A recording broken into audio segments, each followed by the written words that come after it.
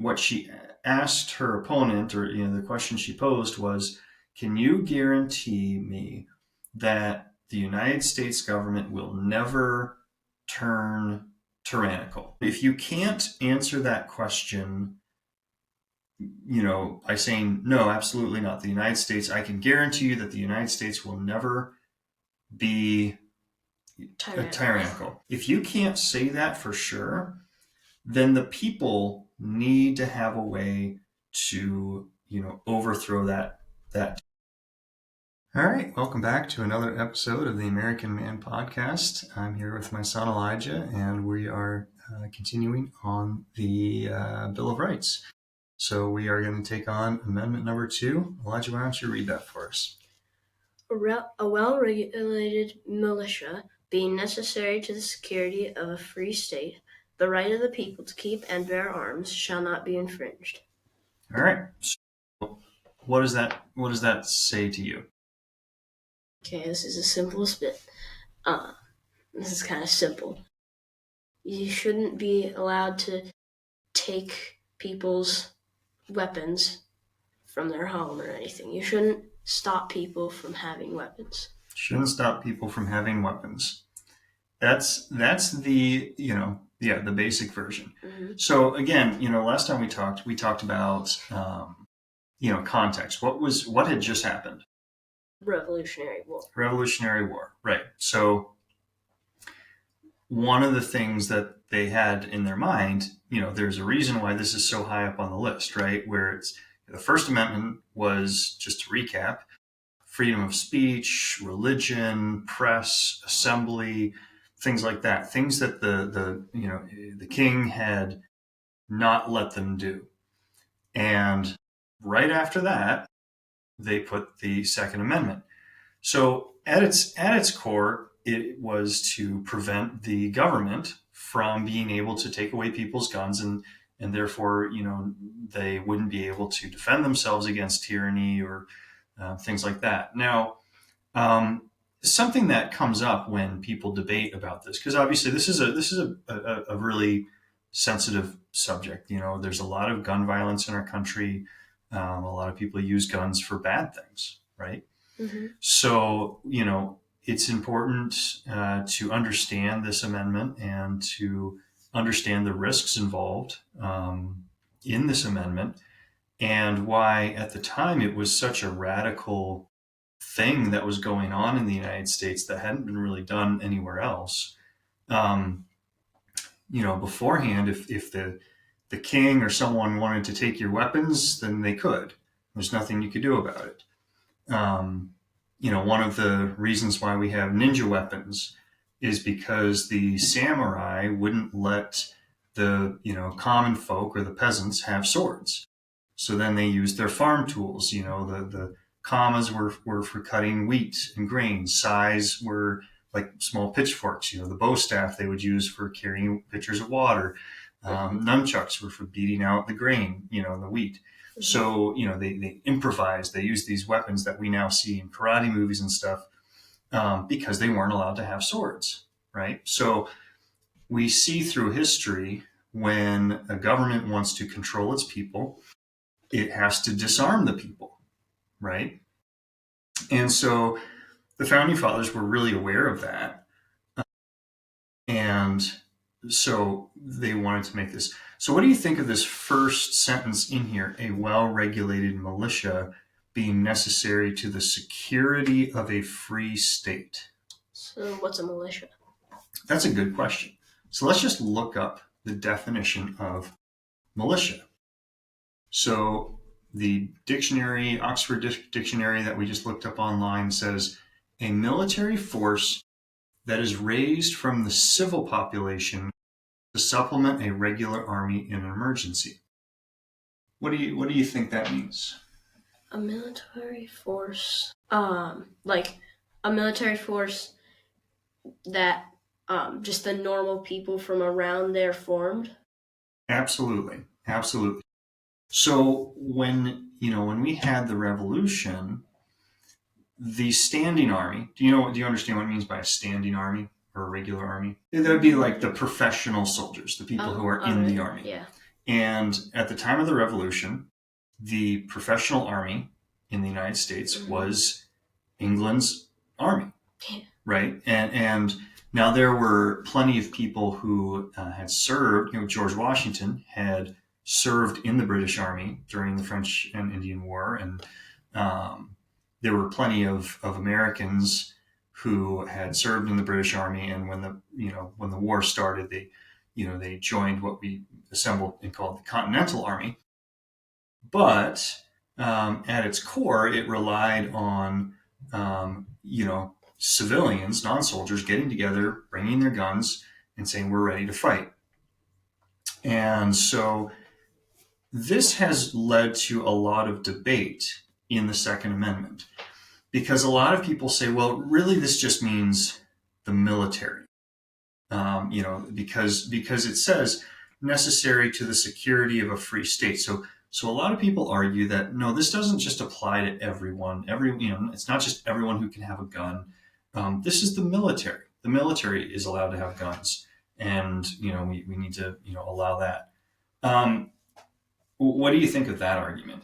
Well, I don't think they would have really written it unless it was for just normal citizens, because, of course, the army needs weapons. So of course the army already has guns, right? Yeah. So we don't need to put that in the Constitution that the army's allowed to have guns? Yeah. So why are those people thinking that? Yeah. So and so that's one argument.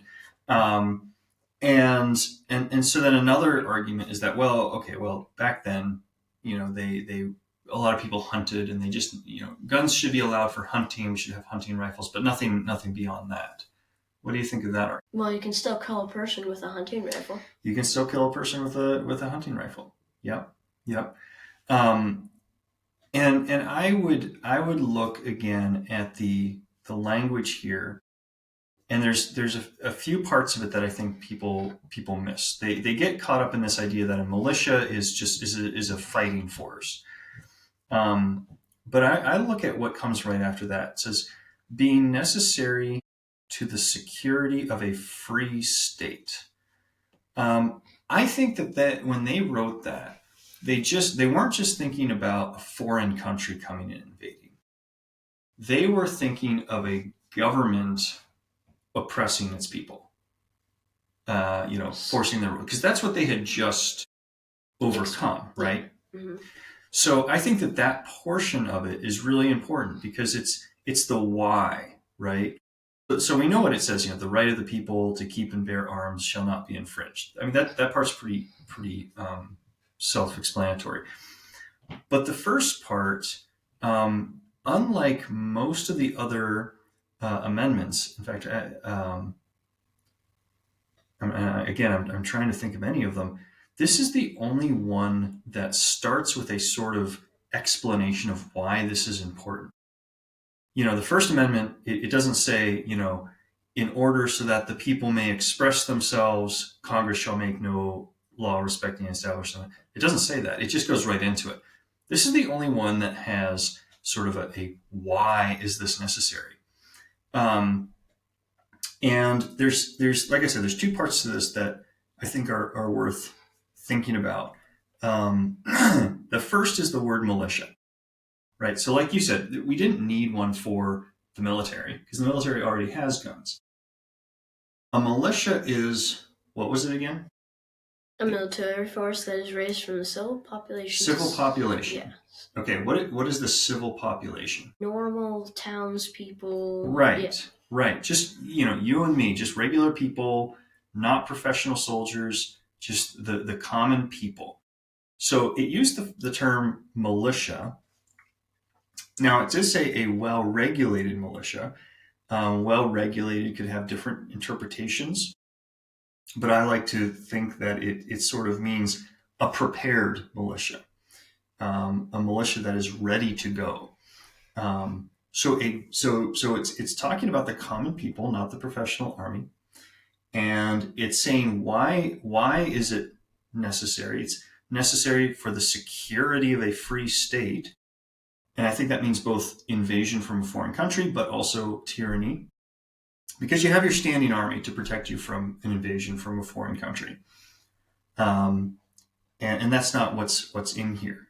There are other parts of the Constitution that talk about war powers and the right to the president is the commander in chief of the military and things like that. So this is talking about militia specifically, the right of the people. And so then it says the right of the people to keep and bear arms shall not be infringed. Then it gets a little more complicated because people say, well, back then they only had muskets, right? Flintlocks. So the risk and the danger of a person who goes crazy or wants to commit a crime with a musket or a flintlock isn't as dangerous as someone with an AR-15, right? So they argue that we should only be allowed to have the types of weapons that they had at the time, or at the very most, single shot or hunting, rifles that can't, automatically reload, certainly can't have machine guns or bazookas or rockets or anything like that. At least I'm glad that if they pass that law, we've got a single shot shotgun. Oh, so we'd be okay. We still have some guns, right? Yeah. There's a flintlock right there. Yeah, there's a flintlock. We've got the flintlock. We've got the swords. We're ready to go. We're ready to go. But there's this idea that we shouldn't have modern guns. What do you think of that? It's a little bit harder. I think not criminals should be allowed to have them, but normal people should be allowed to have them. People who aren't in jail. Yeah, we don't want guns to go to people in jail. And sort of where the Supreme Court has come down on this is they said you have to look at the historic belief or practice at the time in terms of regulating guns and things like that. And so, yes, we have laws that say that if you commit, a felony, a violent crime or something, you're not allowed to own a gun. We do have laws like that. And they don't always stop people from getting guns, but, we do have those laws on the books. There's two things that I would say to respond to that sort of point of view. And the first one is that, technology changes, but our rights stay the same. And if you applied that same logic to anything else on the Constitution, it wouldn't make any sense. For example, let's say Christianity is an old religion, and it was a religion back at the time of the Constitution. But let's say someone came along later. For example, the Mormon religion was started in the late 18 somethings. So after the Constitution, does that mean that the Constitution doesn't protect Mormons? That they're not free to express their religion because Mormonism didn't exist at the time of the Constitution? Well, the First Amendment does say Congress shall make no law respecting the establishment of a religion, or prohibiting the free exercise thereof. But the same argument against having modern guns, saying, we should only be able to have old types of guns, old single shot types of things that were around back then. That obviously doesn't apply to the First Amendment, which would be like saying that Mormons, the church should be, or the government should be allowed to make Mormonism illegal because that's a newer religion. And it's, it wasn't around when they wrote the Constitution and the First Amendments. That's sort of a crazy argument, isn't it? Yeah. And so let's just say the freedom of speech, right? Or the press. So back then they had, newspapers, books, and printing press. They didn't have the internet. They didn't have podcasts. They didn't have things like that. But the First Amendment still protects those things, right? I'm still allowed to put anything I want on the internet, just like I could in a book. So to say that the Second Amendment doesn't apply to modern weaponry is like saying that the First Amendment doesn't apply to the internet or other forms of modern media, Twitter or whatever, or that it doesn't protect modern religions. And I don't think that argument holds any water. The second thing that I would say in terms of the Second Amendment and, we should only be allowed to have old types of weapons or hunting types of weapons and things like that is, again, we look at the language in there. Why is this important? Why should the right of the people to keep and bear arms not be infringed? And it's being necessary to the security of a free state. So what that means is that whoever is in this militia may be fighting against the government. It may be fighting against foreign army, invaders, things like that. And to protect yourself from a modern army, you have to be able to have modern firearms. Mm-hmm. And so, I don't think that the argument that, we should only be able to have muskets, or, we should only be able to have old, hunting rifles or something like that, that doesn't fit within the context, the timing, or the language, or the why statement of the Second Amendment. Just think, if there's a unregulated militia, then they're not going to be able to do anything against this army if they've just got a bunch of muskets, because it's just going to be single shot. Right. It's like a minute between each shot. Right. And I was watching a sort of a debate once, and this, I think it was a lady from China who had moved here from China. I'm not exactly sure, but she was in favor of gun rights, and what she asked her opponent, or the question she posed was, "Can you guarantee me that the United States government will never turn tyrannical?" So tyrannical is out of control and just very oppressive, and making all these rules and forcing people to do whatever they want, taking away their freedoms. Mm-hmm. Like a king. King would be a tyrant.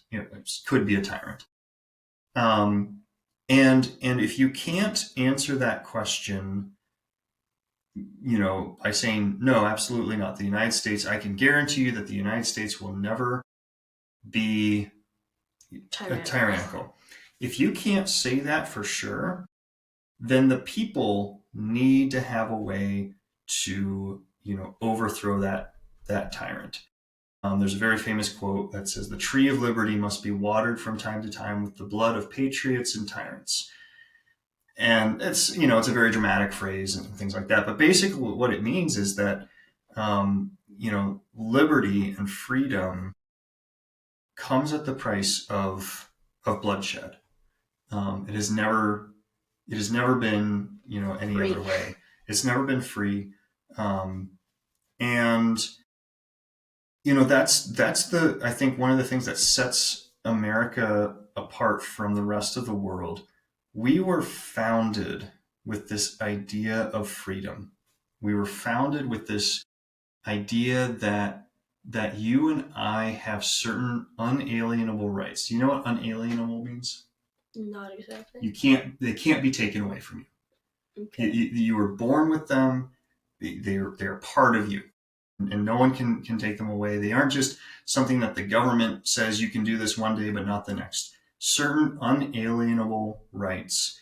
And so we were, as a nation, created from this idea that we don't get our rights from the government.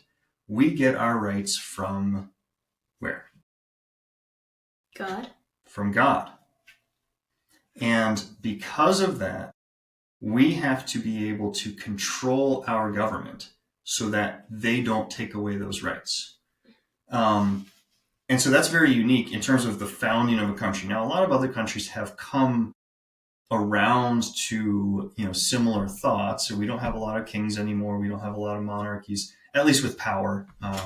We have some symbolic kings here and there and stuff like that. But we as a nation were founded on that principle. And That makes us unique, and I think it has continued in what sets us apart from the rest of the country, from the world. We are willing to live in a more dangerous, possibly more dangerous world or country if that danger, if the reason that it's more, more guns, a lot of people say more guns, more danger, that type of thing, which I don't, that's not statistically always true. But, uh, you know, we are willing to accept living a life with more risk if that gives us more freedom. I think that's something that separates America, or the common American, from a lot of the world. So let me ask you this question: would you rather live in a cage where you're guaranteed to have food, bed, and some medical assistance and things like that, or would you rather live outside of a cage and you got to grow your own food, you got to work for everything that you're going to need? Which would you rather? I'd rather be free. You'd rather be free. And that about sums it up. And the Second Amendment is there to keep us free and to prevent us from being caged up. I'll hopefully say metaphorically. So that's it. Do you have any questions about the right to bear arms? Oh, we should talk about tanks. We're not allowed to have tanks. There does seem to come a point, and this is actually the really complicated portion of the law, because the government still, it gets to a point where they say, okay, you can't have a tank, you can't have a bazooka, things like that. Historically, that's not really true, or at least that wasn't the case. And we had early merchant ships and things like that were privately owned, and they had cannons, they had armaments and things like that, weapons of war. There came a time when the modern man didn't have any use for artillery or bazookas or things like that, and so it fell out of common ownership and common usage. And I would say that it was not even common for the average person, the militiamen, to have their own cannon, to have their own that type of thing. So it does seem like there is a line where the government can say, okay, no cannon, no tanks, no artillery. We're not going to let private people have fighter jets and bombs and things like that. I think the largest, most effective weapon that a unregulated militia, I mean even maybe regulated militias, would have is like a semi-auto 50 cal or something like that. Yeah, so we do have laws that restrict your ability to own certain firearms, machine guns, things like that. But those are debated. Those are debated things, and so we'll see if that changes in the next couple of years with court decisions and things like that. But at this point, at least, it does seem like they've hit a pretty good balance in terms of what you're allowed to have. There are a lot of states that still try to prevent people from carrying those guns with them for self-defense. That's probably a whole other topic. I don't want to run this too long, but concealed carry or open carries, carrying for self-defense, things like that. That's a slightly different topic. The Second Amendment doesn't really talk about direct self-defense, person to person, but I do think that's ingrained in the idea of it. But we can touch on that some other day. Mm-hmm.